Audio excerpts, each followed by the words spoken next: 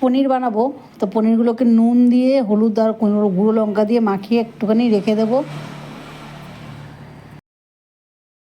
কয়েকটা কাজু বাদাম নিয়েছি, একটা পোস্ত নিচ্ছি, একটুখানি চালমগজ দিয়ে নিলাম, 3-4টা কাঁচা লঙ্কা নিয়ে নিলাম। চালমগজ আর পোস্তটা আমি বেটে নেবো, এখানে কাঁচা লঙ্কাও নিয়ে নেবো। মাখন দিয়ে দিলাম, সাদা তেল, পনিরটাকে ভেজে নেব।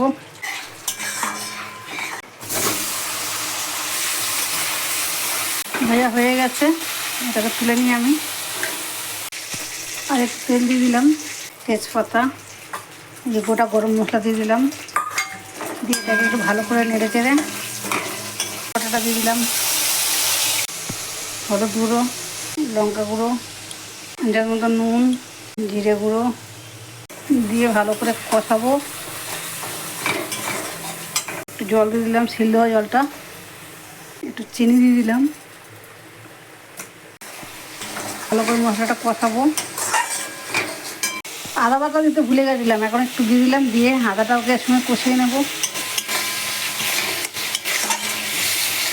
মশলা থেকে তেল ছেড়ে দিয়েছে, এবার কাজু আর পোস্ত বাটাটা আমি এখন দিয়ে দিলাম।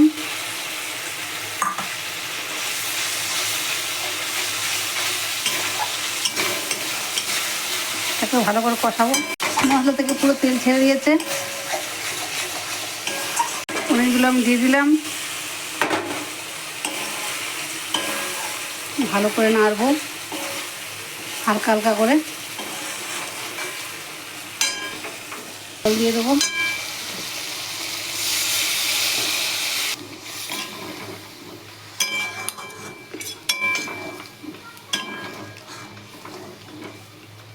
একটু ফুটলেই নামিয়ে নেবো।